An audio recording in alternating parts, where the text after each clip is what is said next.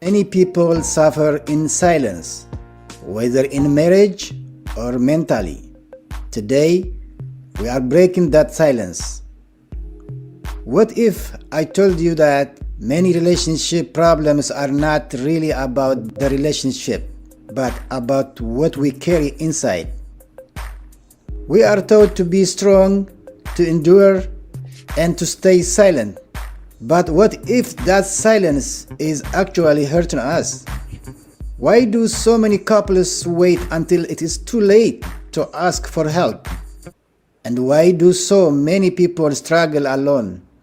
Behind many strong families, there are struggles no one talks about.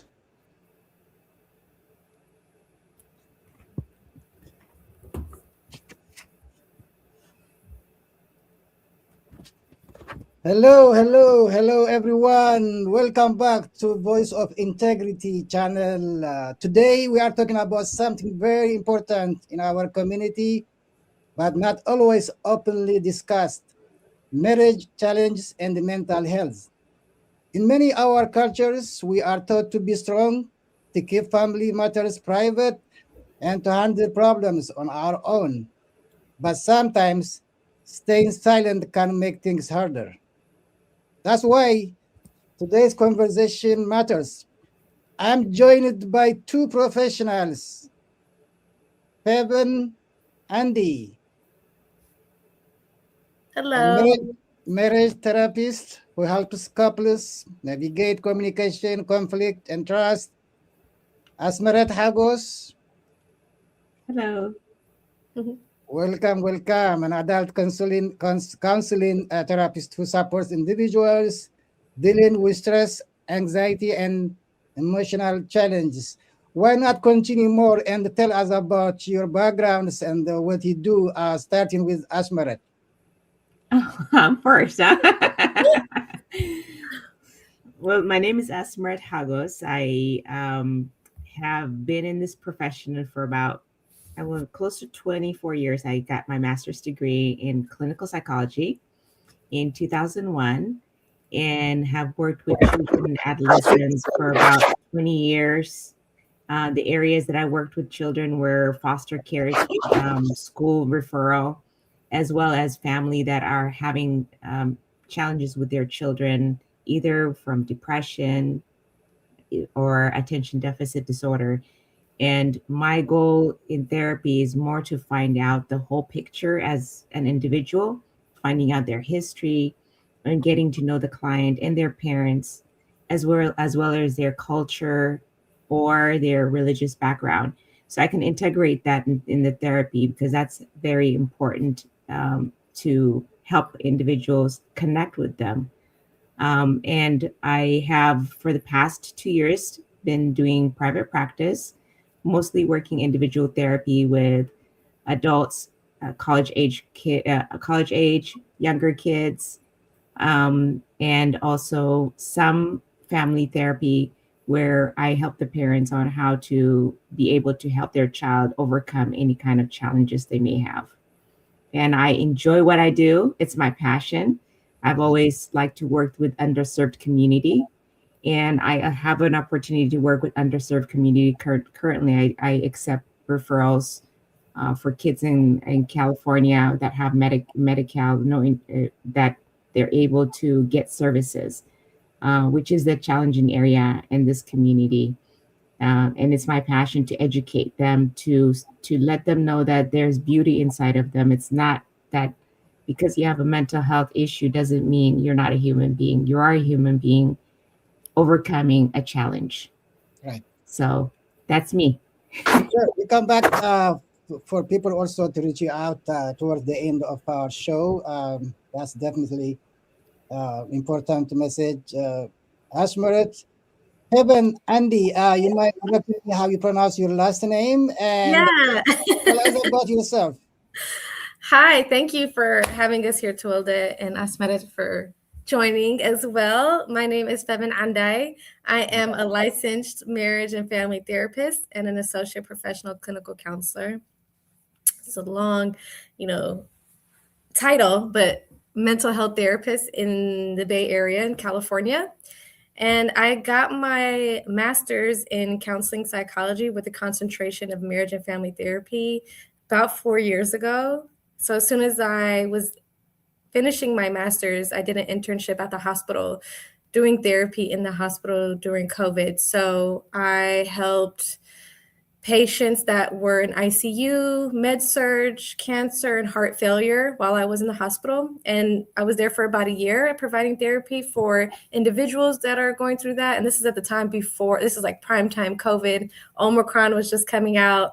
And I was working with families, if it's an end of life when it comes to ICU, if they were passing, things like that. And now I'm at a nonprofit. So we provide free therapy for 12 to 24-year-olds in that range. I've done individual, I've done couples, and I do family services. And one of the reasons why I love this field, because there's not enough of us.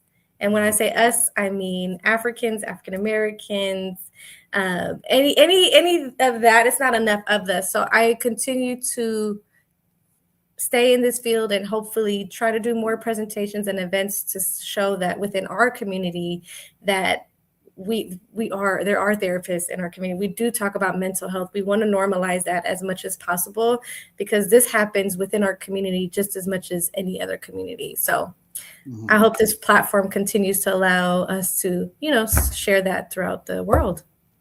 Thank you, Feven. Is that intentionally you spell your last name as Andy for Andai? Andai? Yeah. I mean, my dad spelled it like that when he came here from Eritrea, so he decided to spell it that way. So that's how my dad's name is. He changed it to that.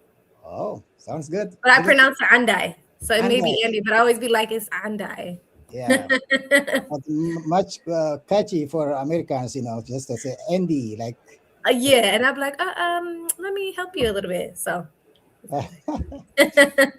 So you already touched my next question, that was what inspired you to become a therapist, especially working with community. But let me take that question to Asmeret. What inspired you to be a therapist? I always am fascinated with how the brain works and how individuals behave the way they behave. And I had great passion for it. And I ran into this counselor that really shed a light for me, which is teaching me on educating the underserved community. And I had a chance to, since where I live, it wasn't that far away. I used to live in San Diego. Tijuana was not that far. So I had a chance to go there and really see the trauma the kids faced. And also when I was doing undergrad, doing some internship, there were a lot of clients that were not able to get the services that they need. And there's a high rate of suicide because of silence. Mm-hmm. And that was my heart. And I decided, I wanted to really, really pursue this. Above all, there weren't, as Feven said, there's not a lot of African-American. I was the only African-American that graduated from undergrad with psychology, as well as grad school. I was the only Black person. And after that, there were many more. And it gives us an opportunity to connect with different type of culture, that they're able to understand where we're coming from. And so that was my inspiration. And I always enjoyed it. I worked in a group home and I absolutely loved those kids. And that's where my passion started to pursue a master's degree in clinical psychology. I wanted to do that, and I'm glad that I continue to do that. Feven, you want to add some that you did not finish earlier? Yeah, this question is probably one of my favorite questions amongst other things, but similar to Asmeret, I always say I love how the brain works, meaning the mechanics about it, yes, but also the individuality of a person. It can be twins, right? Same parents, same house, same everything, and they will have such different perspectives, different life bringing, right? Like, so I can sit with both of them and have such a different understanding.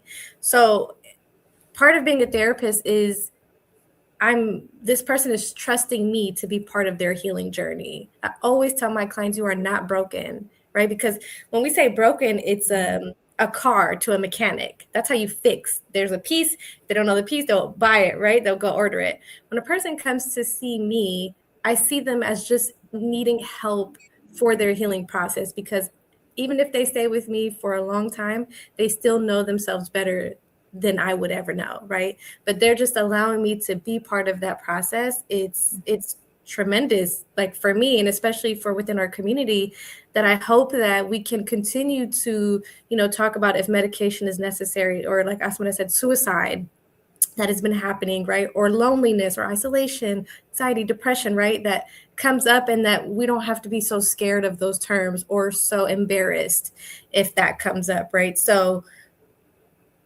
the more we do this, and I think the more they see us, the more that people will kind of gravitate towards the conversation. And I also want to, shed a light that I graduated with my undergrad in 2016, and I applied for the master's program in forensic psychology, and I didn't get accepted.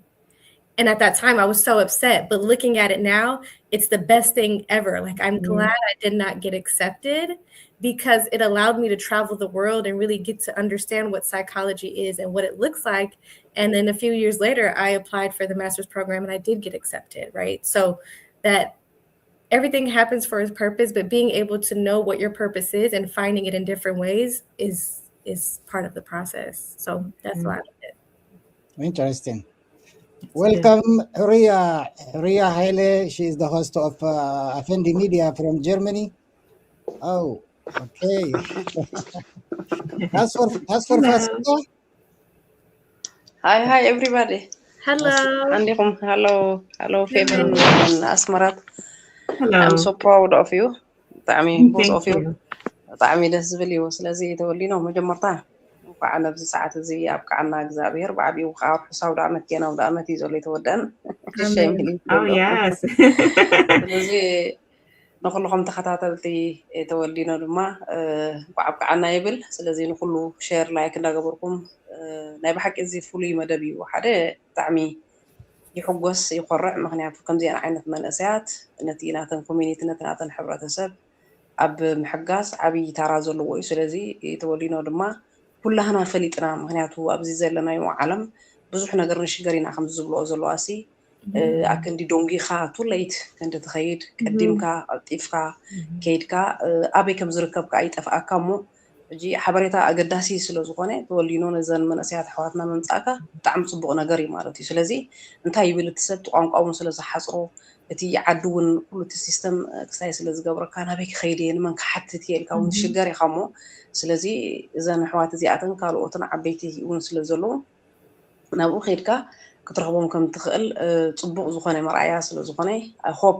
እሳተን ናይ ብሓቂ ነቲ ናተን ኮሚኒቲ ቀሊል ነገር ኣይኮነን ናትካ ኮሚኒቲ ክትሕግዝ እሞ ከዓ ብናይ ፓሽን ብድልየት ብወኒ ተቐቢለን ተመሪቐን ዝሰርሓሉ ስለ ዘለዋ ብሓቂ ደስ ብለኒ ይሕጎስ ፅባሕ ንግሆ ዝኾነ ናህና ኮሚኒቲ ተሸጊሩ ከምዘይተርፍ ከዓ ይርዳኣኒ እሞ ስለዚ ናይ ብሓቂ ይቀፅልኦ ኣጅኹን ብሓንሳብ ኣለና ኩሉና ነንኽእሎ እናገበርና ድማ ተመላሊእና ኩሉ ግዜ ነቲ ናህና ሕብረተሰብ መርኣያ ክንከውን ክንሕግዝ ከዓ ተስፋ ኣለኒ እሞኒ ለዚ የቐኒልና ክብረት ይሃበልና ተወሊና ሓወይ ካልእ መዓልቲ ድማኒ ኣይ ሆፕ ኣብ ኣፈንዲ ሜድያ መፂእኽን ድማ ብሓሳብ ኮይና ንዕልል we must have to help our community. That's why.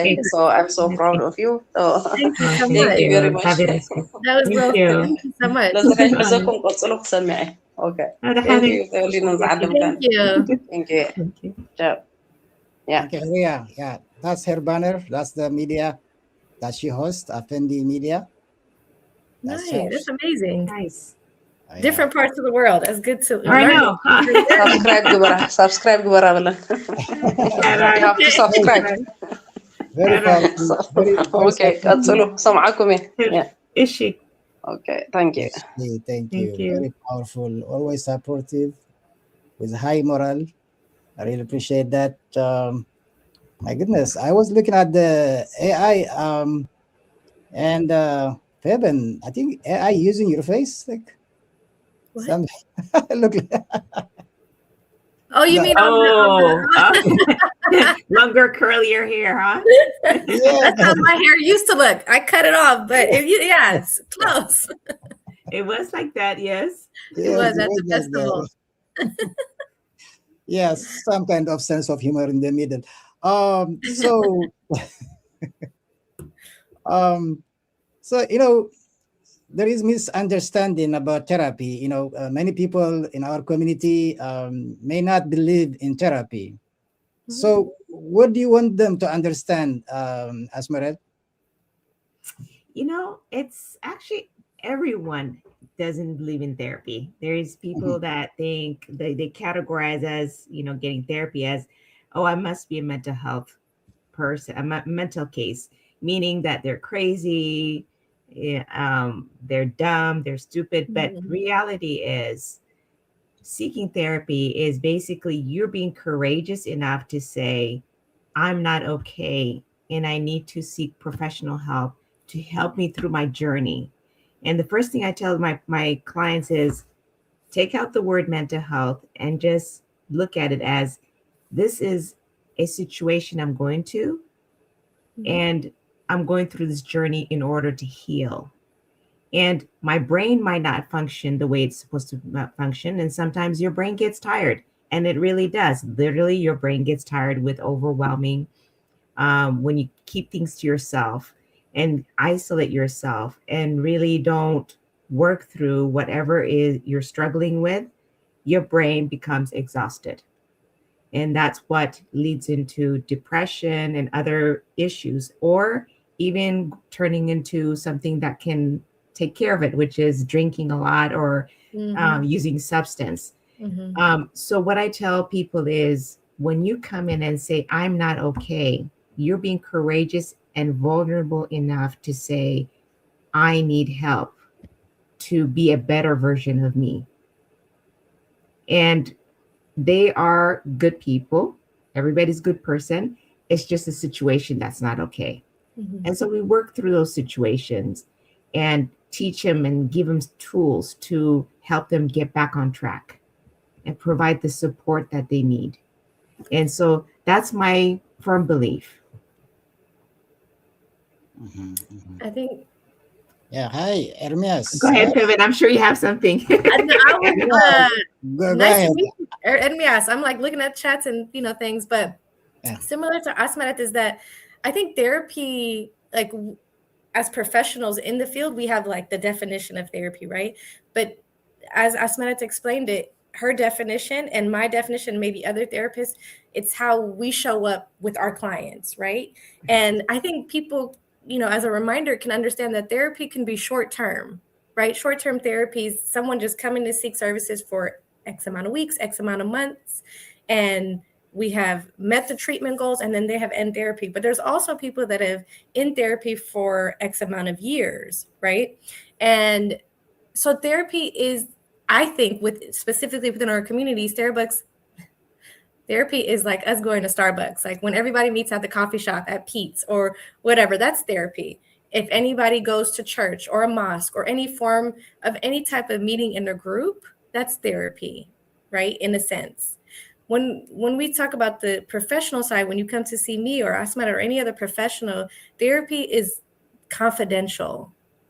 Therapy, that means it is private. It is staying between you and I or whoever else is in the room, right? Yeah, there's limitations when we break the confidentiality for safety purposes. But I think the beauty of therapy is that whatever you say to us, it's in our practice to safety things and things like we will keep that, right? It's not gossiping for us. We don't tell family and friends. We want to make sure that what you're going through has a coping mechanism or something we can attach to that, so that when you don't see us, let's say you see me every Tuesdays, but on that Wednesday, Thursday, Friday, Saturday, Sunday, Monday, you have things that you can work through until you see me again, right? And that's part of therapy that we hope that you continue to see us, and over time we're able to check things off the list that you're improving, and even if you're not, let's figure out how do we get you to the point that you may need to get there. Mhm. Mm. One Thank you. other thing else I want to add to that is when my client said, "Oh, my mom, my dad is forcing me to come to mental health." Oh yeah.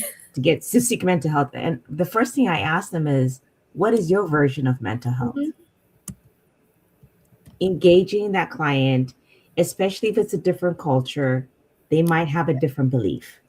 The Hispanic, they believe in different cultures. African Americans, they believe in, you got a problem, let's go to church. Pastor will fix you.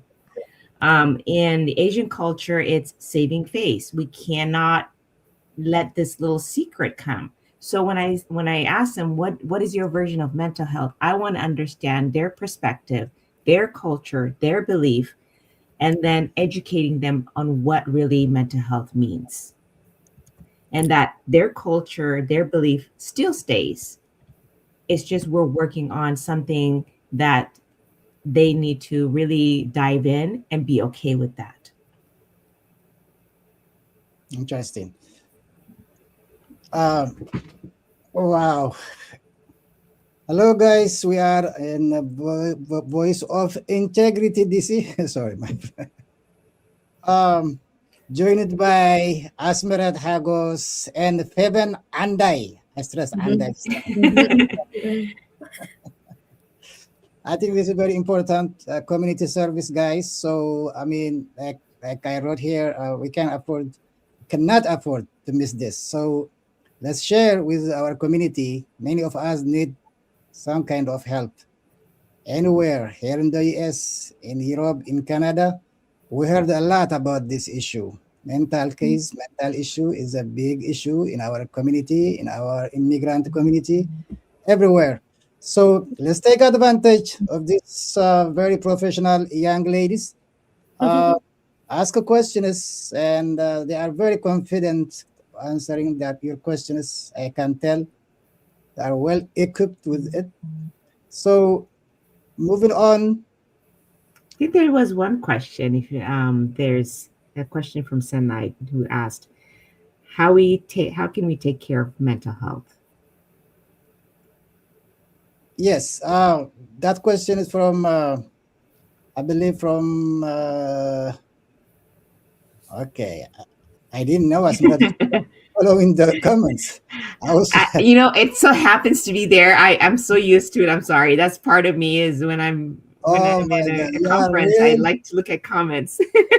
Yeah, I intentionally kept it for later, but that's similar question. Sorry about that. Sorry. That's from our boss actually. Oh, hi boss. It's a night. So, yeah, I mean, he can go ahead and answer that question and combine it with the challenge. Basically, I was just trying to ask the similar questions, especially. I mean, we can circle back if you like. It's not a problem. Sorry, didn't mean to put you on the spot. That's fine. My question was mostly related to couples. Maybe I don't know if Asmeret is focusing on marriage right now, although your background is marriage family therapy. So, but my Feven can also get in. But there are most common challenges couples face in our community today was my question. So maybe you can combine, or the way like you can just continue, Asmeret. I do not do couples that much, but one thing I do understand about couples is the key is communication. Having a good communication is so important, and appreciating one another. And if there are any issues that come up in a couple, it's okay to seek couple therapy. It doesn't mean that you failed as in marriage. It's just sometimes we need help. It might be acculturation. Coming to America from back home is a big adjustment, and that can be a struggle. And so those are things that can be processed in therapy. It can be financial. It could be having difficulty raising kids in America, different generations, and the kids not understanding, and it really impacts a couple. And so having a couple therapy at that time is beneficial. It just keeps them kind of a tool of understanding, the culture and having them communicate. But communication is the key. I think But Feven knows more than me. Actually, Feven, she know many things. Also, she just got married. If I may announce this, can you That's start? right. Just got married. I don't know how long it's been since you got married. I don't know if I took you out from your honeymoon.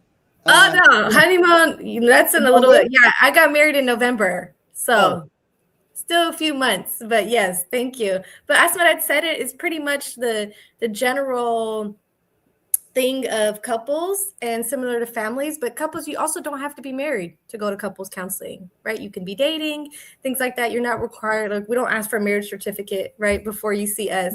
You can just be dating and or getting to know each other, things like that. But a lot of the things when it comes to couples counseling, even family counseling, is that when they see me or when I have sessions, is I'm asking them to bring me into their relationship, right? Bring me into the family concept, if it's culture, if it's food, if it's language, right? Like introduce me to that. And I think one of the most common things Asmeret mentioned is communication, right? But communication is such a broad topic. So I go even more in depth. It's like, show me how you argue. If you guys start arguing, don't stop because I'm here, right? Continue to argue so we can see what that looks like. If you guys are using bad language, right?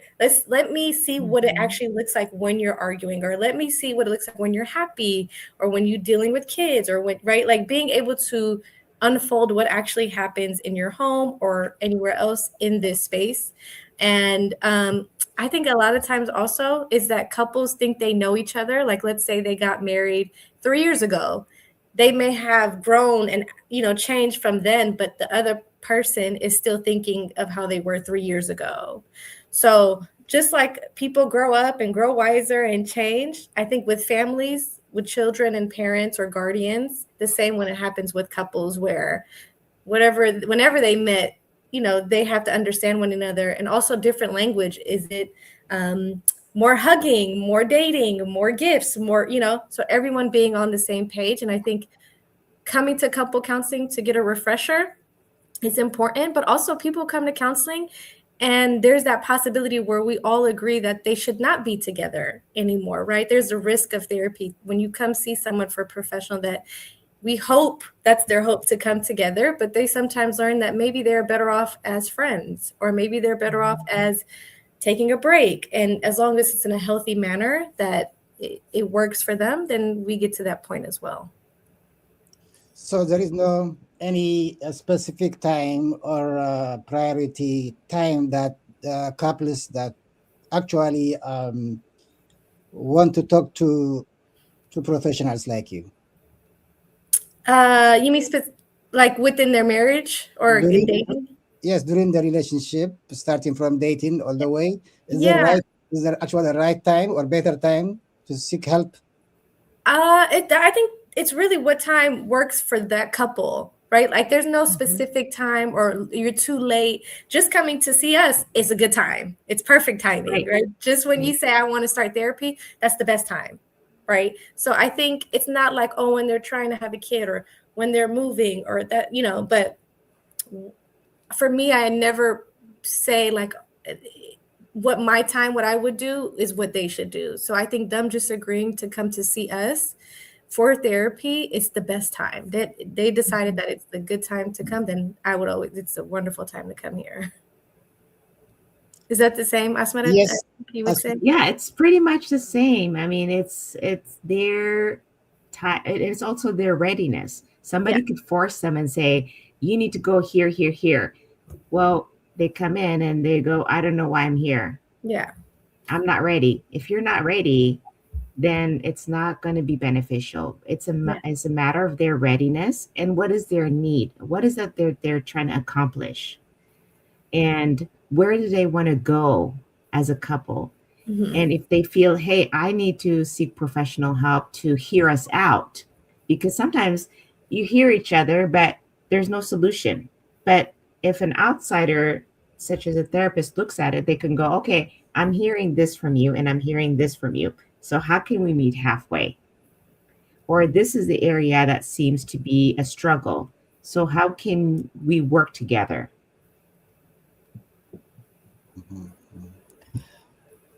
Okay, interesting.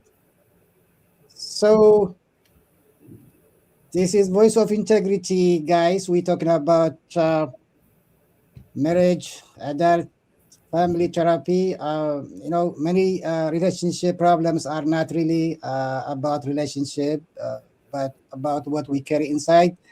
Like they said earlier, you know, and what if that silence is actually hurting? And why do some people wait until too late to ask for help, Asmeret?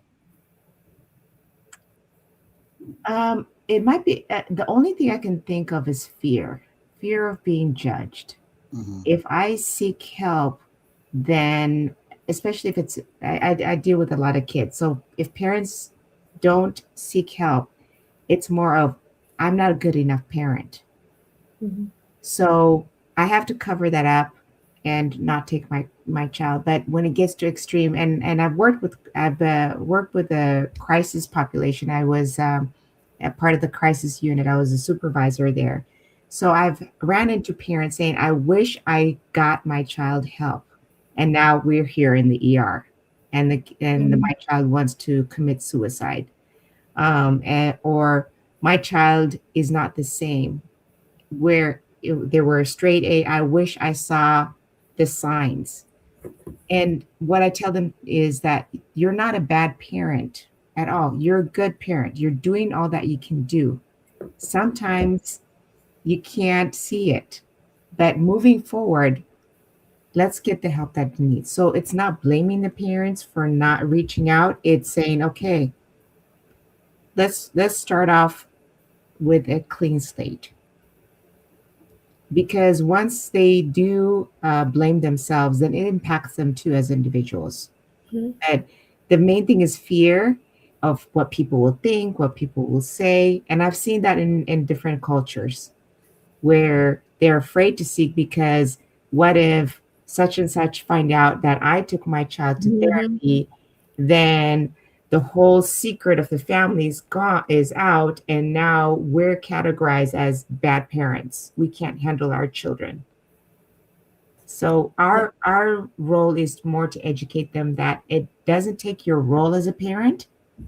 It's just an opportunity to get the help you need so that you can use those tools to help your child.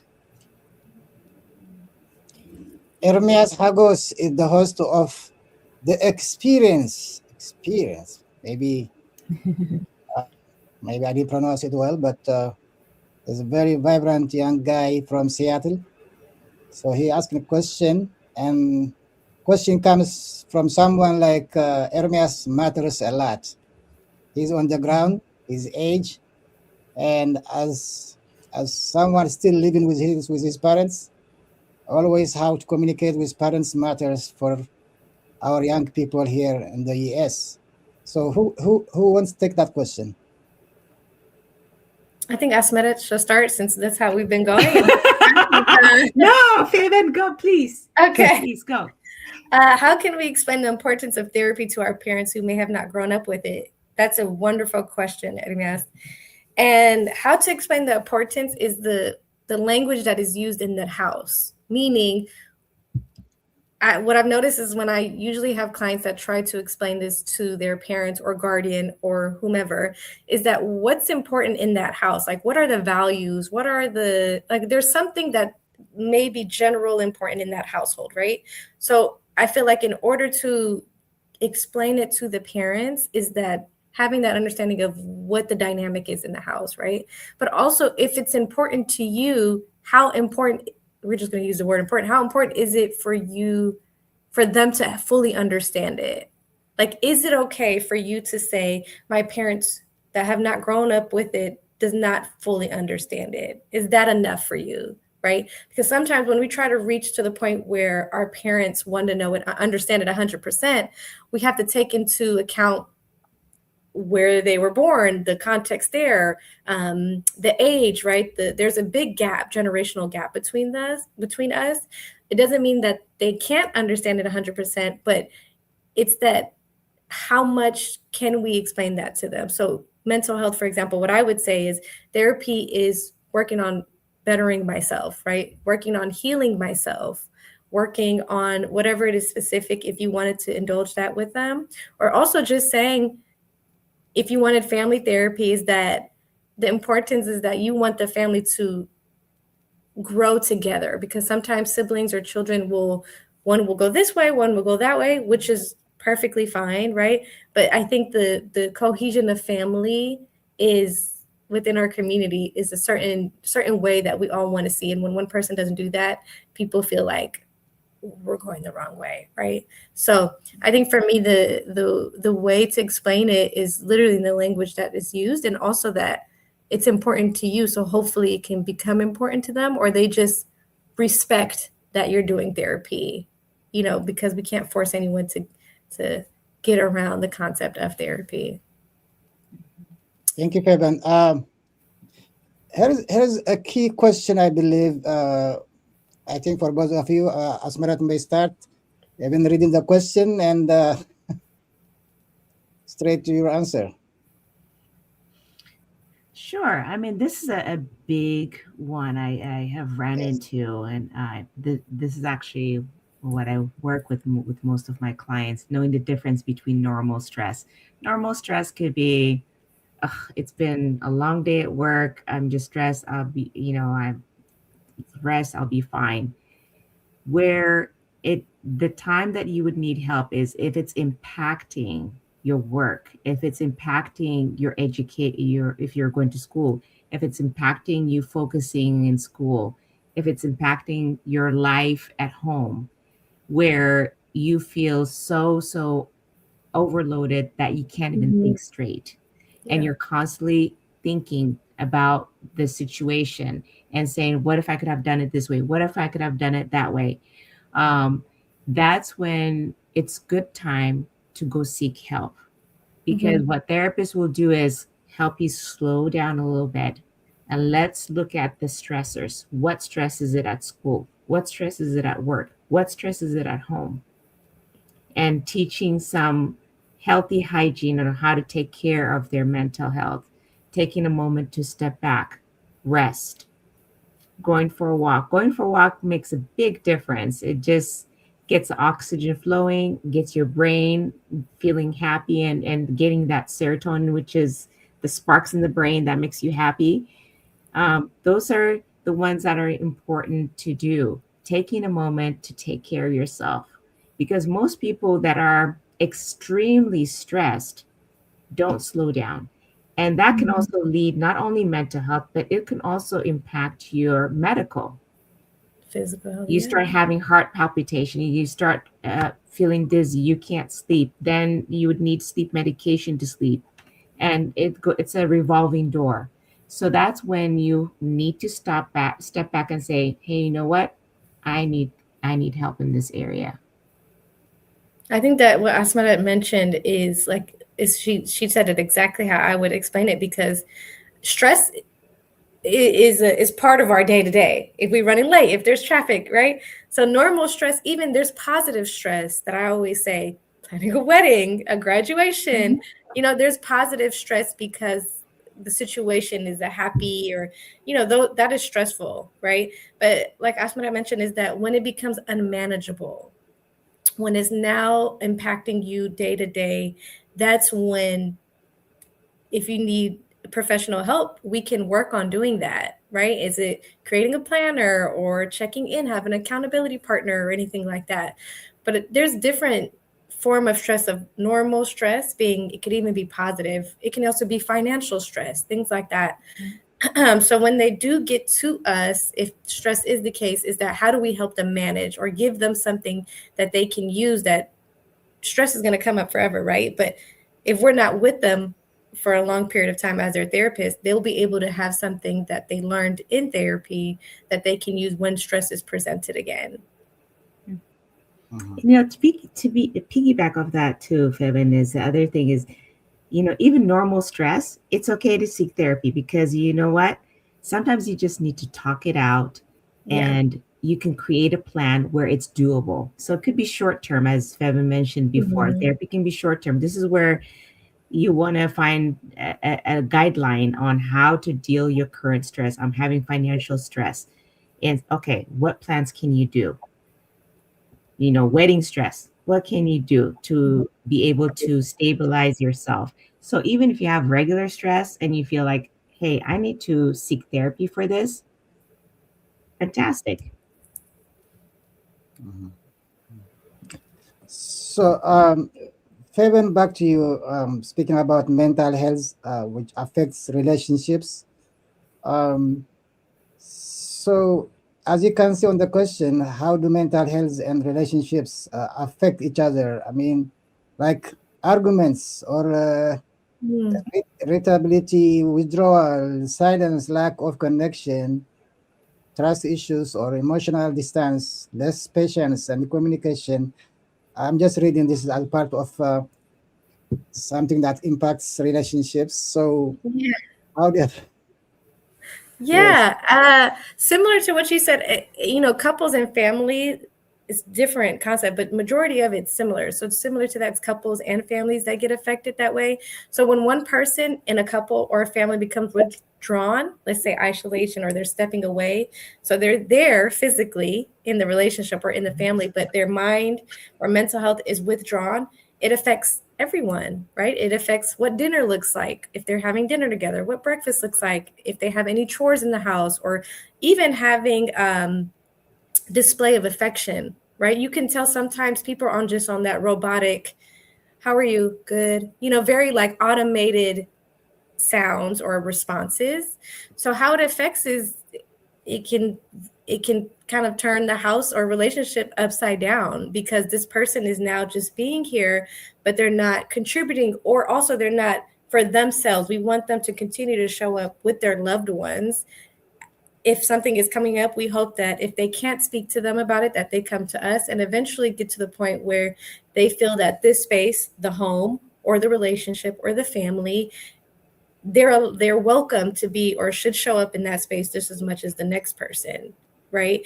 That I have family, or I have a husband, or I have a boyfriend or a girlfriend, or whatever it may be, that once your mental health is in question, that I do need help, that your loved ones or anyone that is involved can support you, right? You may not have to tell them you're in therapy if you don't want to, that's your decision, but that you're hoping on healing yourself is that you want the people around you to support that process, because you're hoping by the time in therapy, or by the time you're done in therapy, that whatever needed to be addressed was able to be addressed. Mhm. so if I may not focus more on marriage, Feven, one more time here before I go to Asmeret. So, what is one simple habit couples in our community can start today to improve their relationships? Wow. One Love each other. There's many things. Are you kidding me? There's many, many things. And I know Asmeret doesn't have to work with couples, but I know she probably has some too. When I think, Tawalda, you said love each other, right? But Mhm. yes. But what I say is, if I had, let's say, a husband and wife here, I would ask the husband, what does love each other mean? Mhm. And he would give that definition. Right. And the wife, maybe she has a different definition, right? But they've been married, or their boyfriend, or whatever. But my response would keep those definitions, right? Which is their personal definitions. But how do you guys get to the same page of loving each other, right? What does that actually mean? And there's cultural things that plays a part. Maybe people don't do public affection. Maybe they don't do the I love yous and things like that, which is fine, because for me as a therapist, I never say, you need to start saying I love you, because you don't have to say I love you to show this person you love this person, because certain cultures don't do that, which I understand. So I think one of the things is, yes, love each other, but also create a balance with each other, with husband and wife, boyfriend and girlfriend, or just create a balance in the home where everyone feels like we're all on the same page, or if we're not on the same page, we can sit together and get to the same page. Yeah, Asmeret, I mean, interesting. Asmeret might add and combine it with the question on the screen right now. Why do Yes, from a wider range, why do many people struggle in silence, and how can we start changing that? That is an excellent, excellent question. And, there's so many layers to the silence. It could be, as I mentioned before, it could be a culture issue where they want, in the Asian culture, it's saving face, as they call it. So it's better to keep silence. In our culture, we don't talk about issues. We just, you know, put it under and leave Under it the alone. rug or something. Under the rag. You should be fine by tomorrow. Let's get you a pastor and you'll be fine. Let's pray about this and you'll be fine. And prayer, I'm not against prayer. Prayer is the most beautiful thing. And I'm a totally believer in that. In addition to that, though, you got to look at the reality. If you keep silent, what good is that going to be for you? Mm-hmm. How are you being true to yourself by being silent? Are you helping or hurting yourself? And most of my clients that come in to therapy, they're usually very silent. And then I kind of have them identify what the silence means to them and how does it impact them. And being courageous enough going, I'm not okay, is a big step that they take. Mm-hmm. So breaking that silence is saying, I'm standing up for me and saying, I am not okay. Yeah. I don't feel normal like that I need to be. And I need to get the help because I need it. It's not necessarily what my parents think. And that's the hardest part. But what you feel and think is most important too. Even if it's a little kid, their voice is so important. Mm-hmm. And breaking that silence is freeing yourself from that bondage and saying, I'm not going to do this anymore. I need to get the help. And most kids that, especially, I'm going to give an example of depression. When kids are depressed, they show it in a different way. They might be angry and other things. But kids' depression and adult depression is different. Kids do act out of anger. They become rebellious, but really they are depressed. Mm-hmm. And they hide that depression with anger. And then it leads on into more things where I don't want to live anymore. Mm-hmm. And I have seen that. That's why I encourage parents to allow their children to speak what they feel because it's important. And the parents take it seriously and not just say, oh, you're just going through the phase. Well, what is phase? You don't know what phase is. Yeah, a kid can throw a temper tantrum. That's a phase. But if they're constantly throwing the temper tantrum, that's a red flag. Something is going on.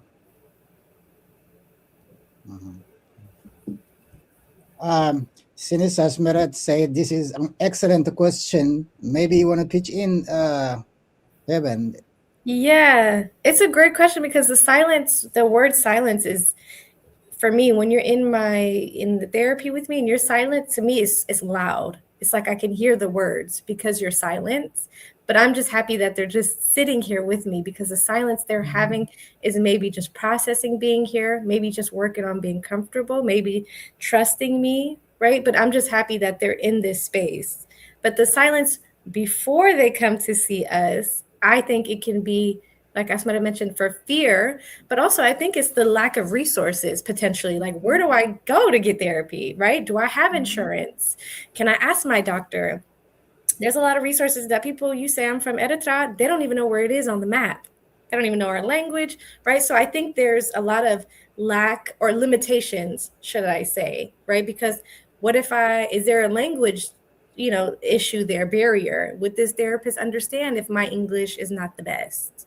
Right. So I do understand what it looks like, but I think that's one of the other reasons myself and Asmeret and other therapists that are within the community have chosen to be in the community, right? To be in this field and to do things like this, because we want to let them know that, whether, even if it's a client that's not from Eritrea, it's from a country that I may have not heard of or a religion that I am not familiar with, that I say, I don't know that, but let's get to know that together, right? So I don't turn them away, but I understand that the silence can have many associations with it.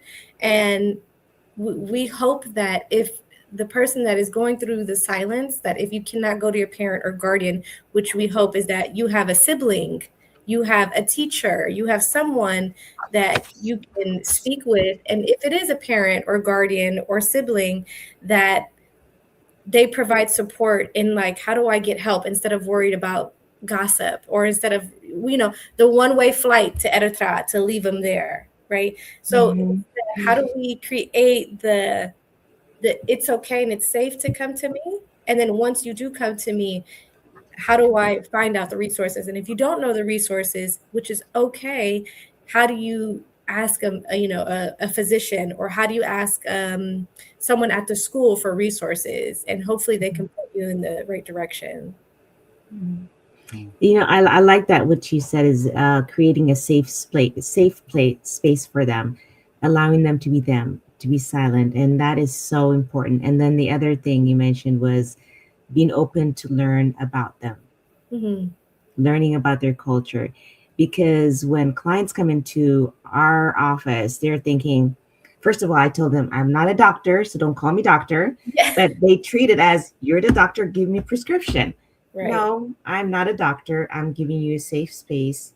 I'm allowing you to be you. Teach me about you. When you give them that opportunity, it is so, so powerful for that client. It's letting them know, I do not know, but I want to know about you, and I care about you. Yeah. You don't have to say anything. You can say, just teach me about you.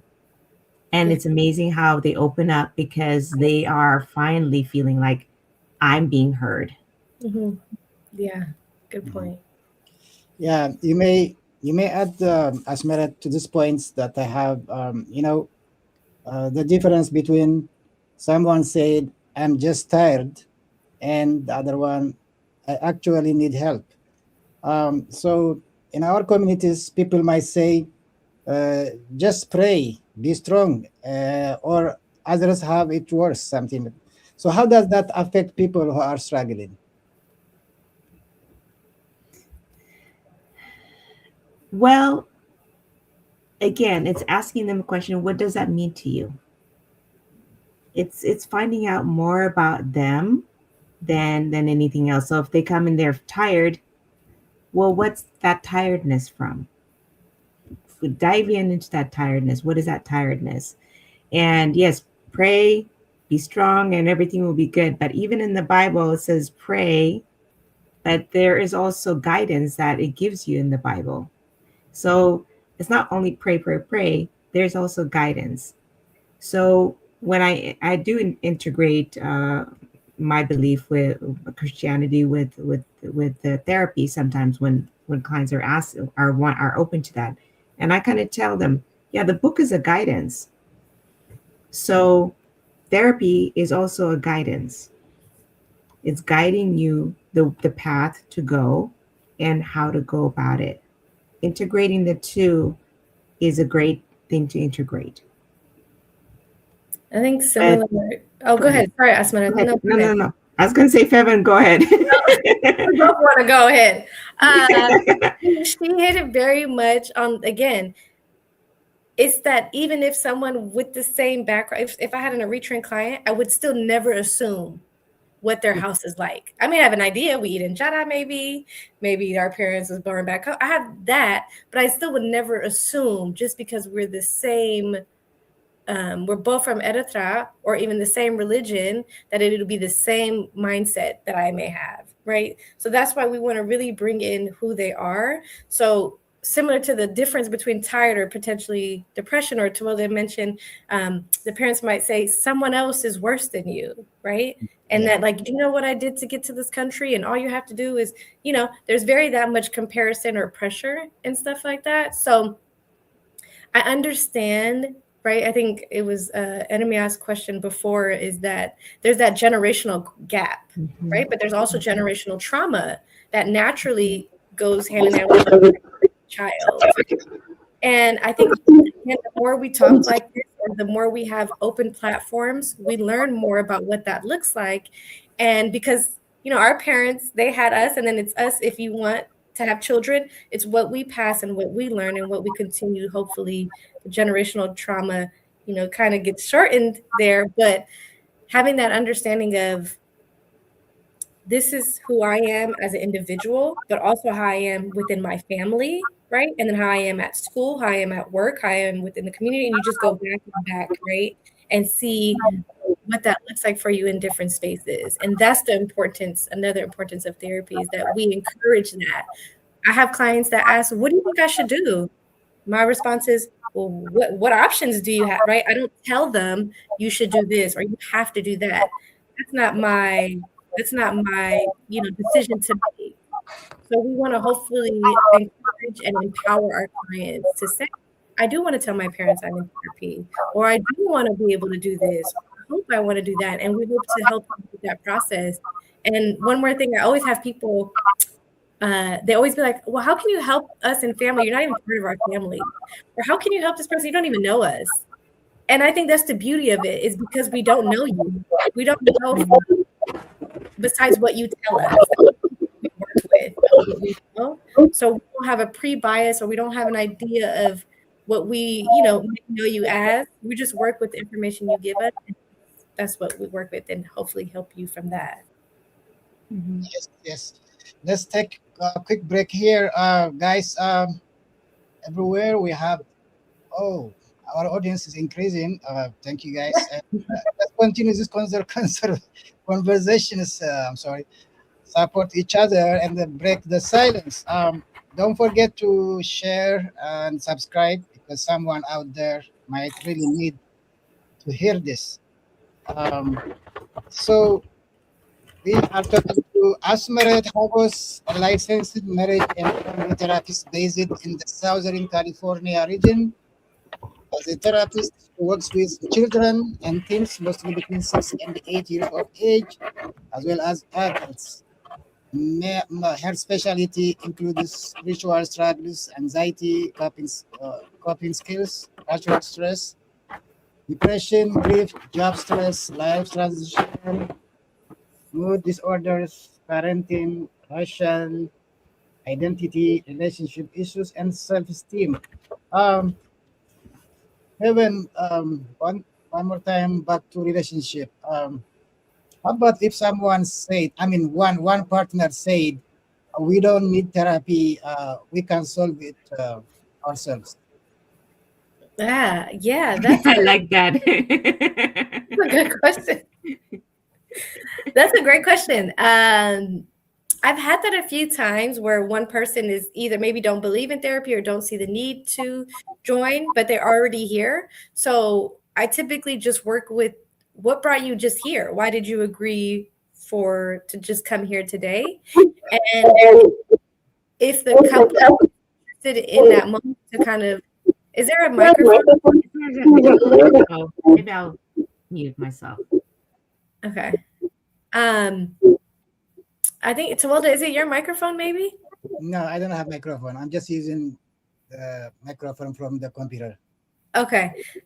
So if a couple does say that's the possibility, that one is not interested, we just work with, that session. And then if the other one is interested, we can make it into individual, and hopefully that heals their process. And then maybe the other person that was not interested can, eventually become interested. But if they choose not to, that one person can still work on their healing process. Just because two people or the whole family is not interested, it shouldn't stop that one person to doing individual therapy. So you can still work with that one person, and whatever that they, was going to address as a couple, it still happens to them individually. So we can still make sure to, work on their healing process as well. You brought up a good point, Feven, is what brought you here to therapy. And that's excellent. And I also think that when couples are afraid to let any of their dirty laundries out, they're like, oh, we're perfectly fine. We don't need help. And so what I do is I throw back at them and say, okay, what solutions have you come up with? 9 out of 10, they don't have a solution. And that's when it's just kind of like breaking the ice. Mhm. And then, like Feven, what brought you here? There's a reason you came here. So I'm sure there's one or two things you want to work on. So in cases, sorry, of broken trust, Feven, I'm sure Feven, I mean, Asmeret also will add on this one. I think a little bit sensitive question. In cases of broken trust, is healing really possible? Okay. Yeah. I think anything is possible, first of all, right? That when it trust, right? Again, this is a really a personal, like couples, what does trust mean to both of you? And if that trust is broken for whatever reason, can that trust be regained? That's up to the couple, right? Like some couple will say absolutely, and other couples may say no. The other ones, I'm not sure. But how do we, if it is potential to regain that trust, how do we work on that together? And if someone says no, that trust cannot be regained, for example, what do we do now, right? Like there's a pause in our process. Do we still continue services as the thought of, trust cannot be regained? Sorry, The sorry. It's okay, that may change, but if it does stay the same, then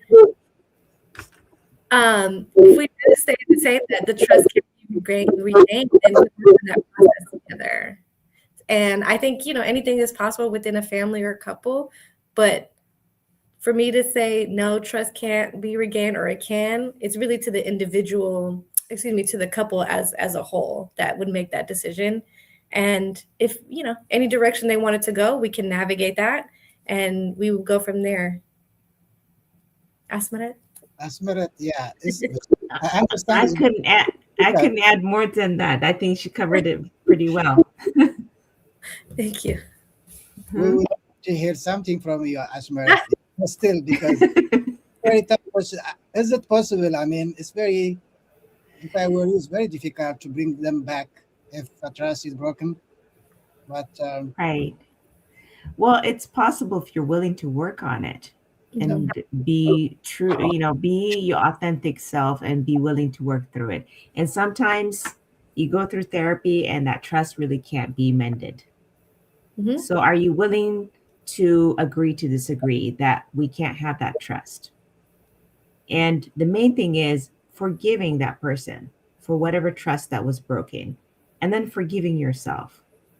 And if it comes to a point where they have to part their way, it's up to them. I'm not the one making the decision. I'm just there to guide them through that process. And then at the end result, it's up to them what they want to do with it. yeah, Asmeret may continue with my next question.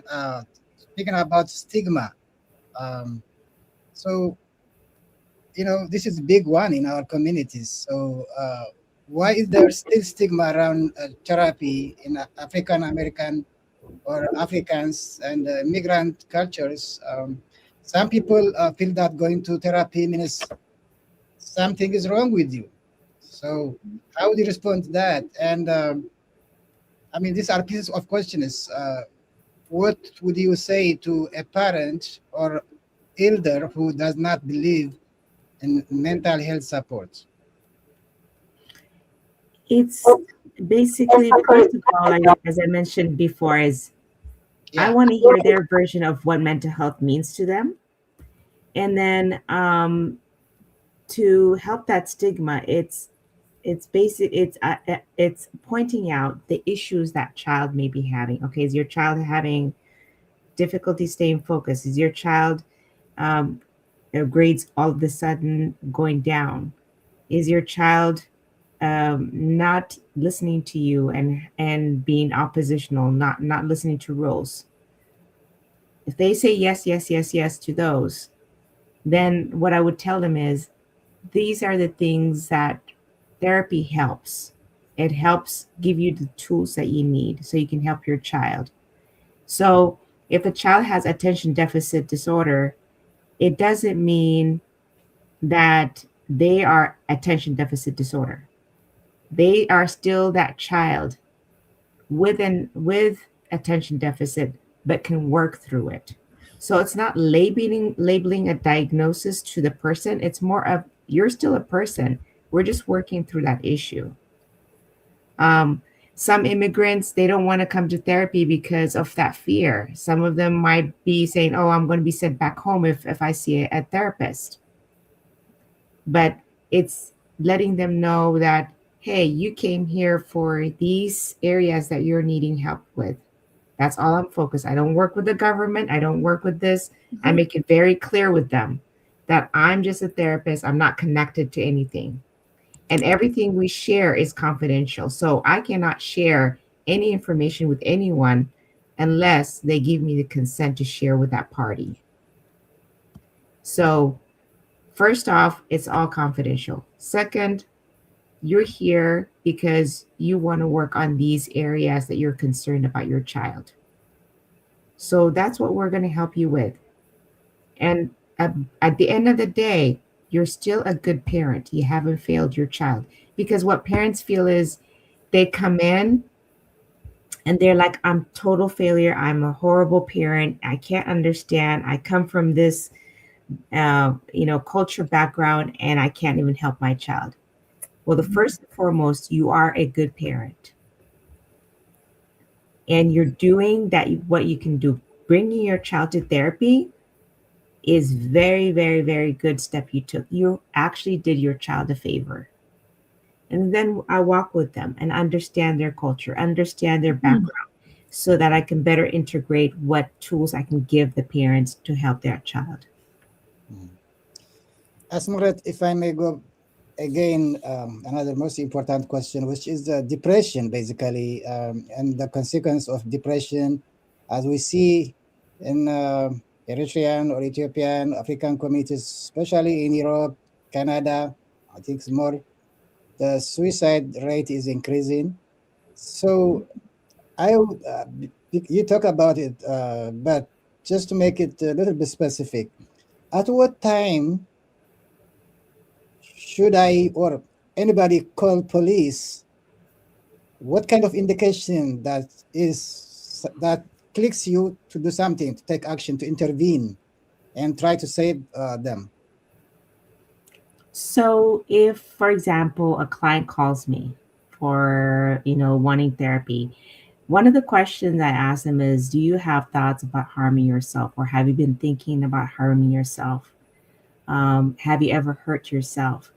If that person ever discloses to me that they do have the plans and the means, me as a professional, that's one of the things I share with my client is, if you are in danger of yourself or others, then I need to take actions to ensure your safety. So that confidentiality is pretty much gone at that time, because I need to save your life. Your life is more important. So if somebody calls me and says they have means and plans to harm themselves, I would want to know where they're at. If they're on the phone, I would keep them on the phone, get my colleague to call the police to meet them where they're at while I stay with that client. If that client comes to me and tells me that they have plans of ending their life, then I would take the actions and make sure that they go to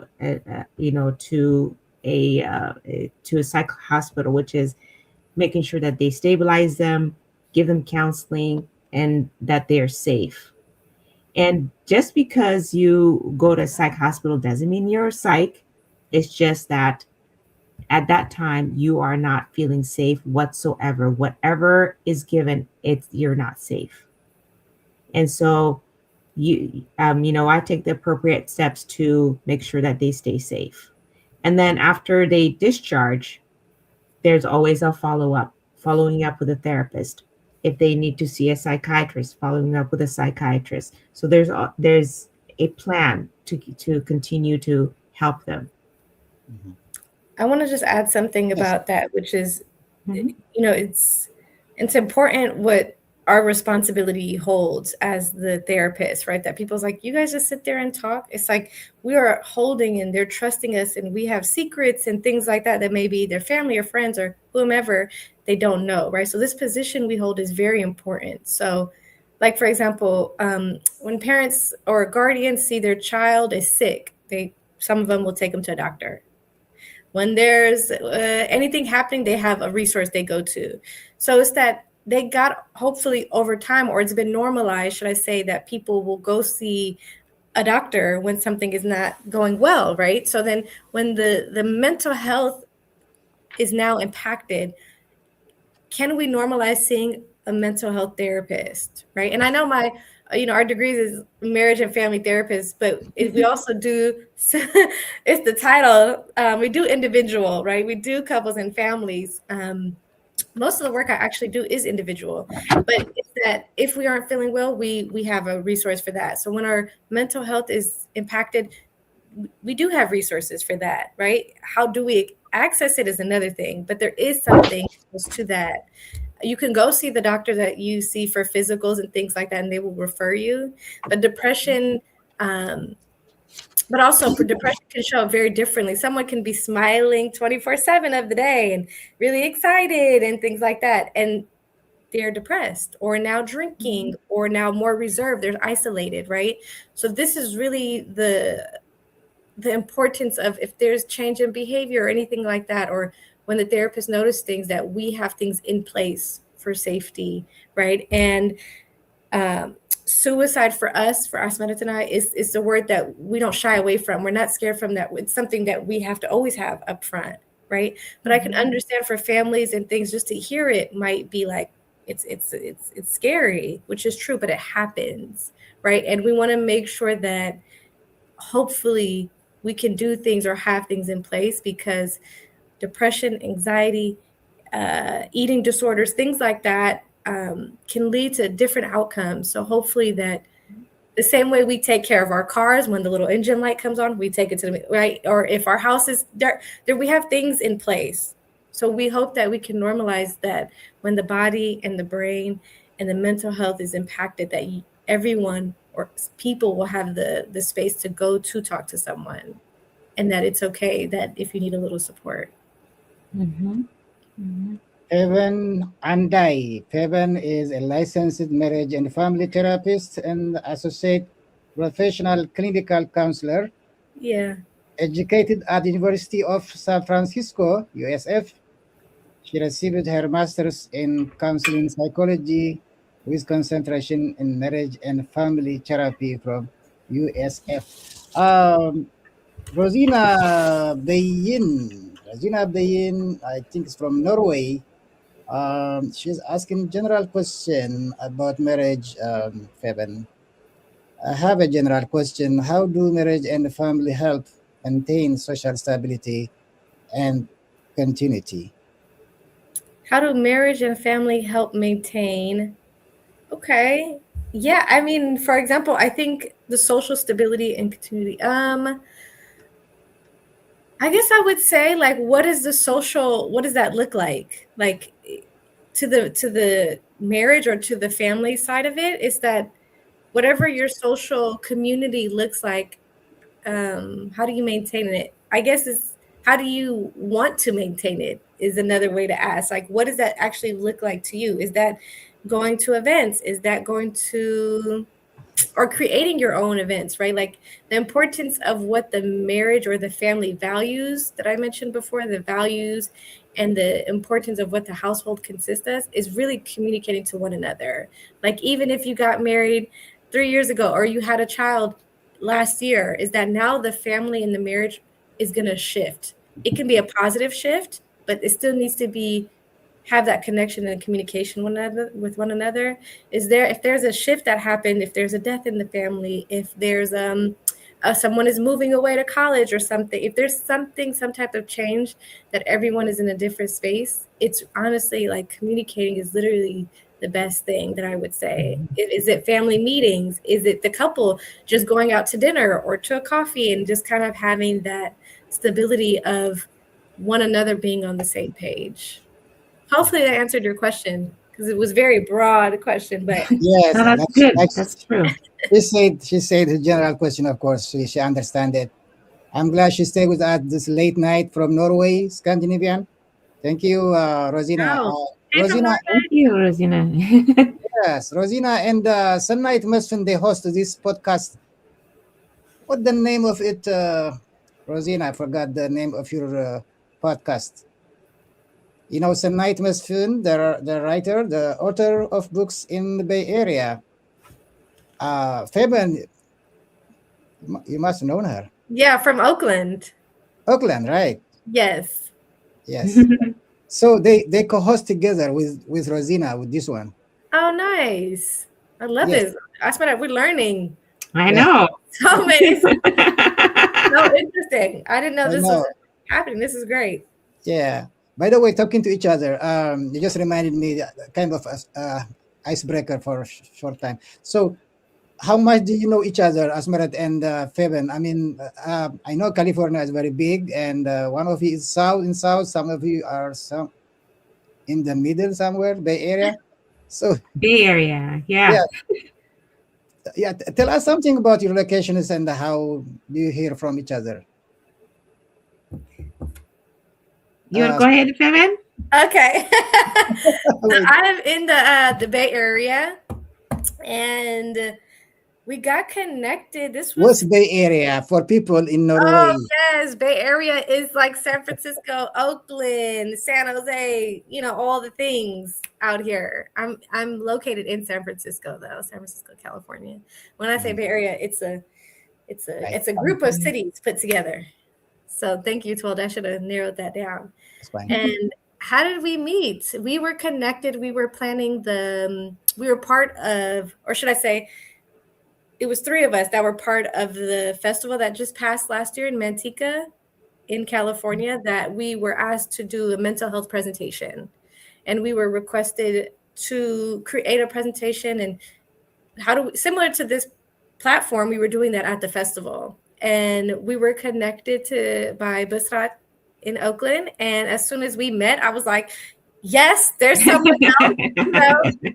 There's more of us. And since then, I continued to stay in contact with Asmeret. She attended the festival. She didn't do the presentation with us, but we kept her photo and her email and her contact there. But that's why when you asked me, and it was just going to be a you and I interview, I really wanted to create platforms and any future things that I have to have other people that are within the community in similar fields to be able to sit with me or stand with me if it's in person for both of us to. The stage is big enough for so many of us. So I stay in communication with Asmeret, and she's great with, even if I needed some type of, assistance with a client, if I needed, that kind of coordination, she would absolutely be that person. So that's sweet. Yeah. Yes. I mean, Feven is an amazing person. She is, she has a gift of doing these kind of presentations. I'm just in the background. I pulled you to front. You're in the front now. So I'm in Orange County area. That's usually, they say LA, but I'm Southern California, which is Irvine. I'm in Brea, which is in the Orange County section. And when I met Feven, I was like, wow, there's another Eritrean, because where I live, there's no Eritreans that I know. And the clients that I see are not Eritreans. They're different culture. But it's always been my passion. So I was very, very excited to be part of this organization, to reach out to our community, because that's part of my passion, is to give what was given to me. So it's a blessing. Thank you. Blessing indeed. So Rosina just replied with the name of their podcast. Awesome. Who can read? Who can translate? I mean, not translate. Who can read the first word that she with the name of the podcast? Who can tell me? It's in Tigrinya. That's the challenge now. Ilalna. What that mean? What does it mean? Let me enjoy. I don't know. This is a pop quiz. Pop quiz. Ilalna. Oh, Ilalna. Okay. Conversation. The conversation, a topic. Open Yeah, table, Ah, open discussion. discussion, kind of that. Yeah. Exactly. So gotcha, that's gotcha. what they do, both of them. Nice. Nice, I love nice. that. Nice. I like So that. I'm not going to hold you long. I know we have time restrictions, guys. Thank you so much. So probably the last question would be, I think, just serving the community. What is one message you want everyone in our community to take away from this conversation? I'm sorry, kind of angry. No worries. Yeah, I mean, this is like a general advice you can give. They're also asking, I'm not sure if you want to share your phone numbers. I'm not sure if that's a genuine question or not. Can write the cell number, please. Oh. This person. Oh, these are picture of two women, right? Oh, mother and daughter, maybe. Looks gen. Anyways, There's another question after that, I think, too. yeah, there's another question here. This is not specific question. I don't know. I don't feel comfortable bringing this question here because it's trauma. How could I be free from trauma? I don't know. What kind of trauma? You want to answer? Well, I'm kind of lost for words. The trauma is a big scope, right? And Right. how can you be free of that is, finding mental health therapist, or even if you don't have one, maybe going to your doctor if you have one, or any kind of clinic, and asking for a referral. And also, the first therapist, I think people should know that the first therapist you meet, get to know them, see if it's a good match, the same way you do for clothes, or you buy a house, or to whatever. Make sure if they're not a fit for you, if you feel like, oh, I want another therapist, you can request another therapist. But for this question, I think it's a good idea you did a great it's a great start to bring it up here. I think wherever you're located, just starting off with finding resources in that area. And if you have insurance, you can call the insurance carrier and say, hey, can you provide me mental health therapists in the location that you're at? Mm-hmm. That's well said. And some people go, I've never had trauma. Well, if there was a traumatic experience you had, and not necessarily like back home with war, but it could be as losing a loved one, or getting into a car accident, things like that are traumatic, and those things can trigger you and make you feel like shaken up. That's a time that it's a good idea to seek therapy and saying, hey, I've never experienced this, but this thing came up. Okay, what happened? Oh, well, this situation happened. And the therapist can work through trauma. There's certain phases of therapeutic process that the therapist can work on the trauma, and various tools that they can give them. But don't be afraid to reach out and get help. Mhm. When in doubt, just call. Yes. Okay, just go and see what you need. If you feel not yourself, not normal, and you're like, hey, something's not right, something's out of the ordinary, it's really impacting how I'm functioning, it's okay to talk to a therapist and work through whatever little as you may think, or big things. Mhm. Yeah. All right. So if you want to share any contact information here, feel free. Asmeret and Feven. Um, but just to close up, maybe I'm sure you touched this Eritrean community, African community, from the mindset of Eritrean and African communities, including marriage or any kind of mental health therapy. There is a saying, there is something that we use like endure, like صنعت, like kind of endure. So no matter what. So what challenges do you see because of this mindset, Asmara? You touched it earlier. And I'm not sure I know, but if you can just give them a recap or reminder. Did I say Asmara? I was Fabian, but Asmara, go ahead. Sorry. I mean, no worries. And I have to jump off because I have my yeah. a client to see. But what I can say is, yeah, you can endure. And how are you going to endure? That's where the starting point is. You can, yeah, you can have hope, you can have faith. And what is it that you want to do with those two? Because that's important too. That's your strength right there. The endurance, the faith you have is great. What are the challenges you're facing so they can go hand in hand? I think similar to that, like the recap of all of it is, I think the stigma that we're talking about is we're removing that slowly and slowly just by us sitting here and doing this, and maybe more things, right? And I think the question about stigma and things like that, I think the people in the chat watching will answer that just as much as we can, right? Because it's their experiences as well.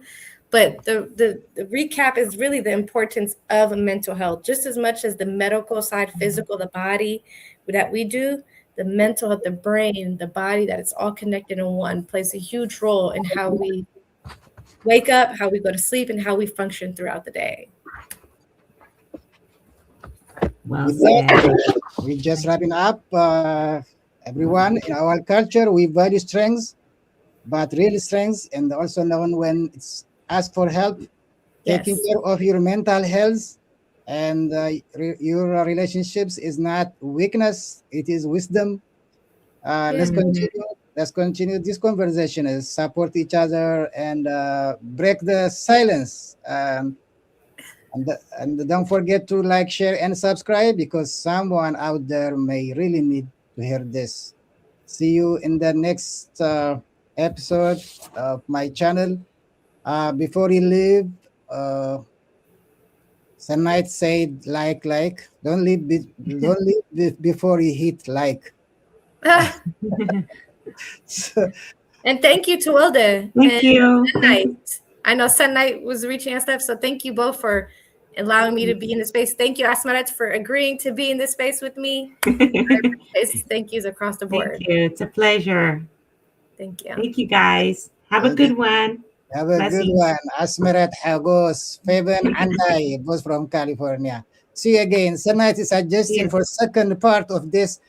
If we have different questions or more specific or something, maybe Sunlight knows, then we can check, we can try. But for me, I think we touched the basic questions, and you are amazing, honestly. Very clear, very confident, very knowledgeable, highly professional, really. And thank you so much again. Thank you, Wilda. Thank you. Have a Thank good you. one. Bye-bye. Thank you.